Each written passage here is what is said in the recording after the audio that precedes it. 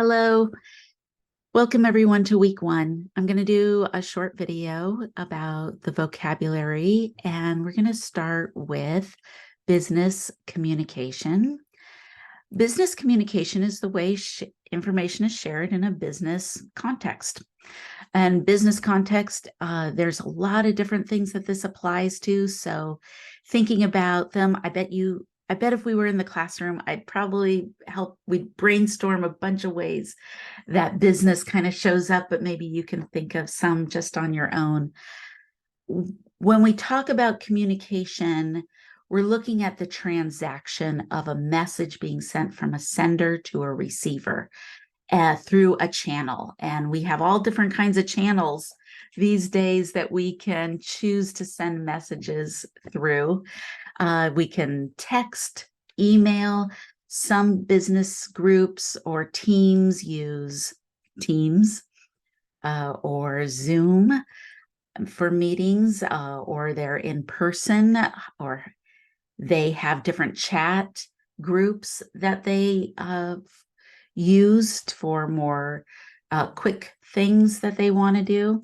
So each one of those is a different channel, and whatever message we send through those channels might have different kind of norms that we set up with it. Now, when we receive messages, we are trying to decode those messages for their meaning.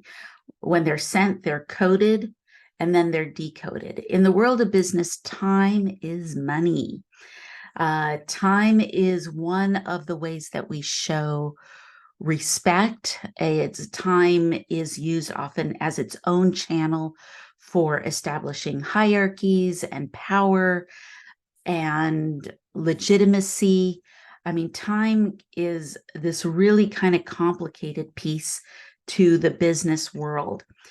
When we talk about meetings, and I think it's in week 2, we'll talk about groups and teams and meetings. We'll get really deep into how time is constructed in group situations.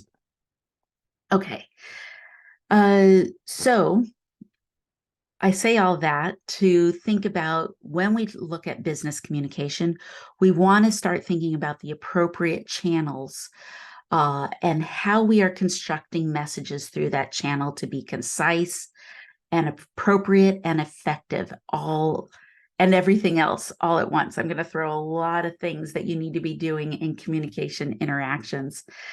But the basic definition for business communication is the context of communication is business. It's what we're applying it to, and it's how we share information. What channels are we sending those messages to?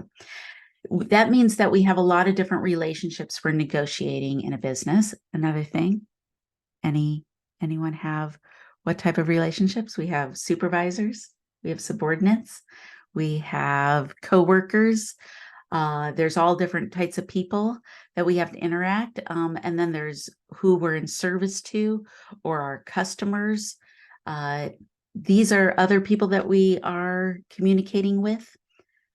Just think about jobs you've been on. What were all the different, like if you made a little map where you're in the middle and this is you at work, who are all the different people in your neighborhood that you had to interact with?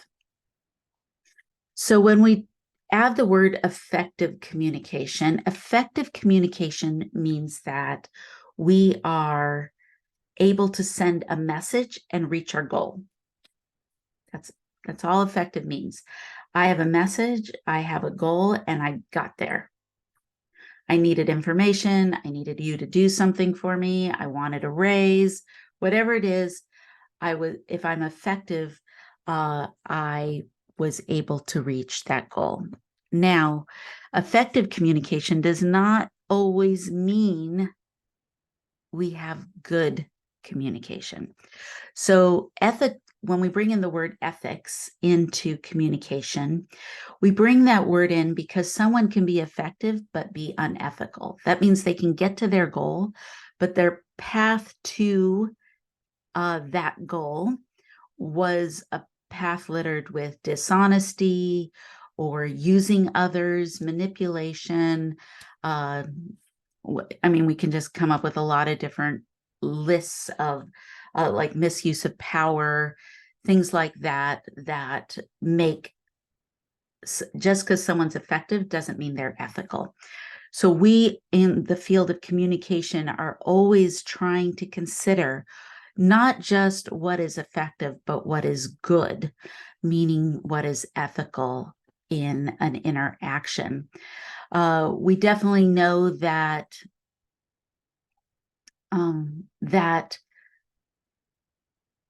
not that communication can be harmful to others. Just we'll just say it. We know communication can be harmful, so we want to take communication kind of off its pedestal and not say, oh, all we need is communication. No, we need to say all we need is ethical communication, or all we need is good communication, right? Just if we're just effective, it's not enough. So another thing that we talk about with communication competency and creating competencies, that's what we're trying to do in the field of communication. There's effective and appropriate. And appropriate is this kind of audience-centered idea that you are observing who your message is for, and you're adapting and being flexible in the way that you are delivering that message to be in consideration of how the message, who the message is for, who's going to be receiving it.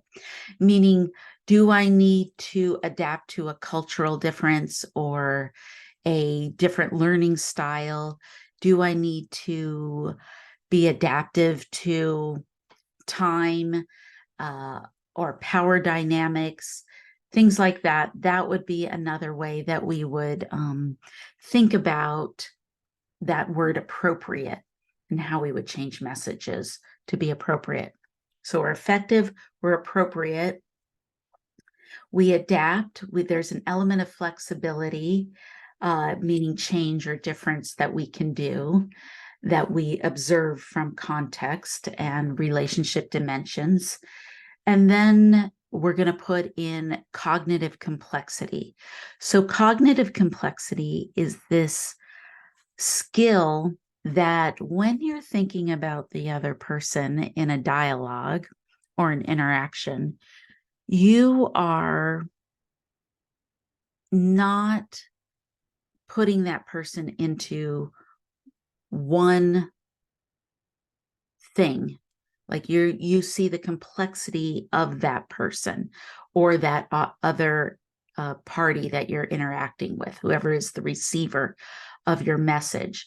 Meaning, oh, the person yawned while I was talking. Okay, so cognitive complexity is the skill to say, oh, I wonder if that person is bored with me. Okay, maybe if you are not using cognitive complexity, you'll just get stuck on that one thing. Wow, that person really thinks I'm boring. The end. Or, oh, is that person bored with me? Oh, or have they been working late at the office? I know that they have a big deadline due. Maybe they are, or maybe it's the time of day. Oh, wow, it is. It's pretty late in the day. Like when you start clicking through lots of different reasons to attribute to someone's behavior, now you're moving into a cognitive complexity and creating that. So that's another communication skill that we want to put in our bucket of things that we're going to be trying to work on or become aware of. So when we use the word effective communication, another element of it, not just reaching your goal, is that it is practical and concise and brief and clear and accurate. Well, that's a lot of things for an effective message. So again, these are all considerations that we need to think about when we look at a communication interaction. We want to think about business communication and effective communication as being instrumental. So instrumental, meaning that the communication is a tool that I'm using to reach a goal.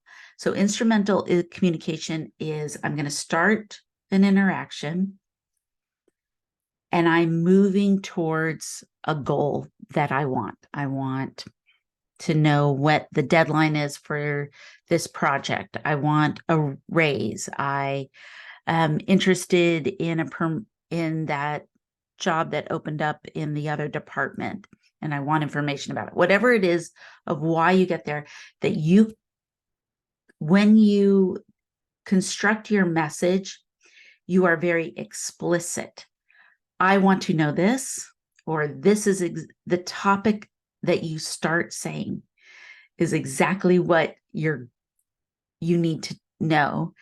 And you remove all this kind of fluff from the dialogue, and you're very precise and clear, and you move straight towards the point. Now, this is a very awkward way of talking. It actually is very contrary to some cultural communication norms that expect much more time in the beginning of an interaction to establish relationship. So it's good to know if the person you're talking to is expecting more of that, or are they expecting more of this more instrumental style. Even if you have someone who wants a more formal greeting, it still does not mean that you need to be adding in a fluff. Time is always should be a consideration, and not basically don't bury the lead. And this is really important because we need to understand that when someone is the listener, and we'll move into a lot of skills about listening, but I want you to think about yourself as a listener, that you have about 3 to 10 seconds of someone's undivided attention before noise comes in. And noise is, I'm specifically talking about psychological noise or physiological noise or the physical noise of the environment. Things are constantly interrupting the process of someone listening. It's also interrupting you as a speaker. So that could be a distraction for you as well.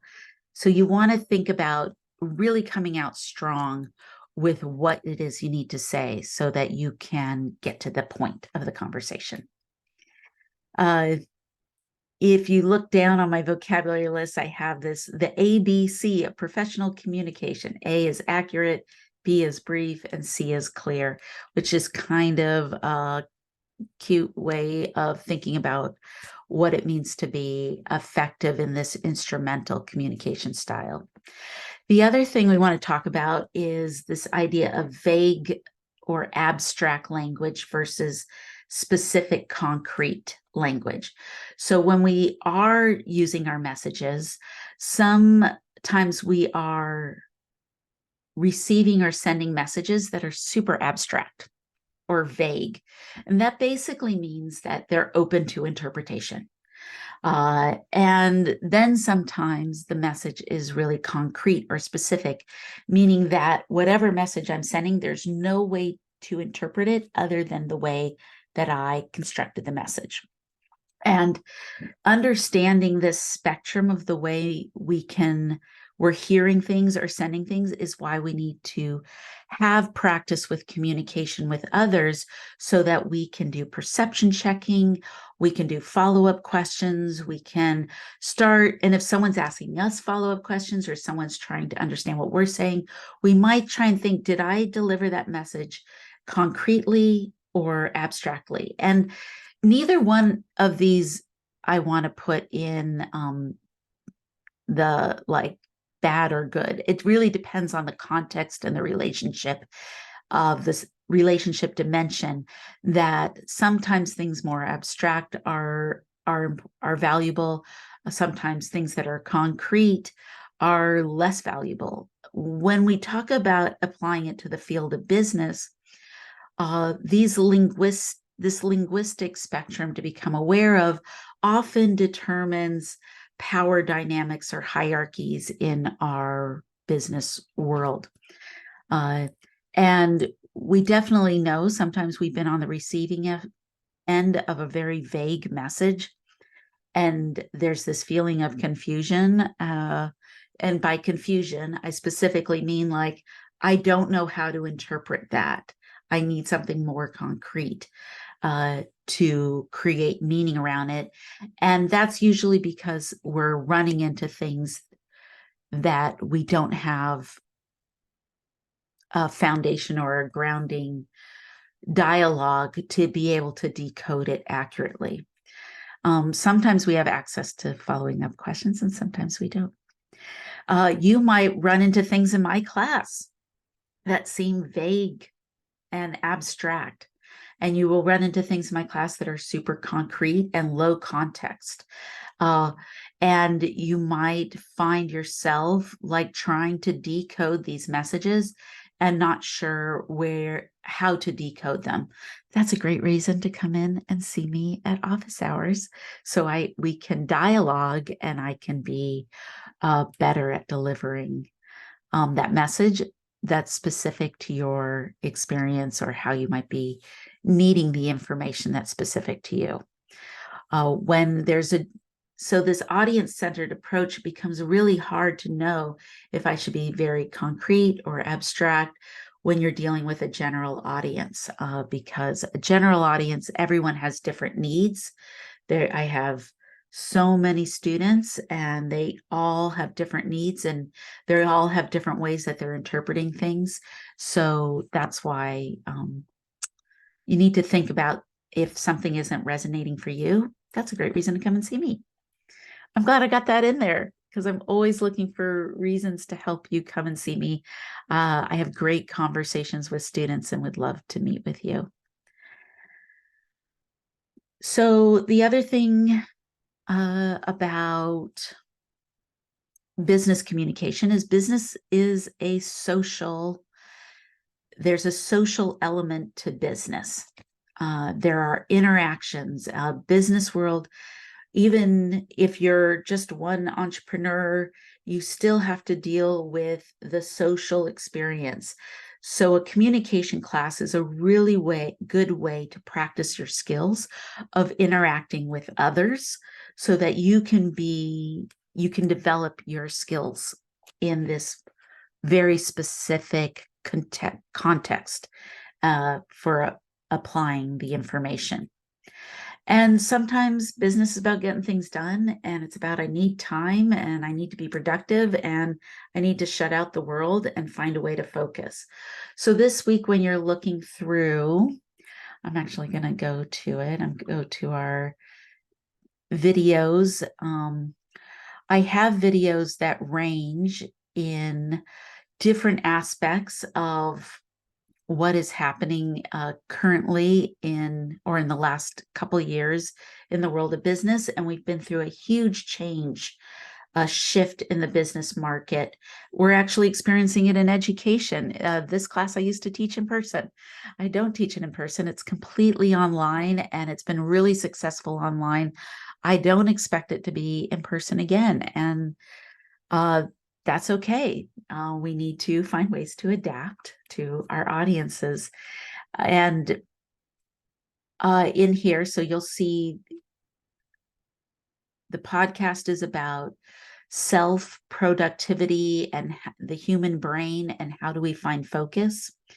But you'll also see some things about technology, since technology is the forefront of what is current in the business, and you'll look at the effects of COVID-19 and the hybrid models that are coming out.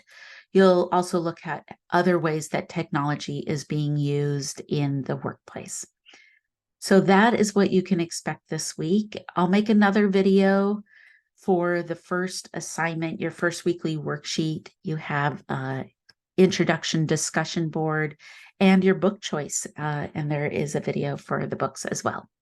I hope that this helps you navigate your first week of class, and I look forward to your assignments coming in and getting to know you all. Bye-bye.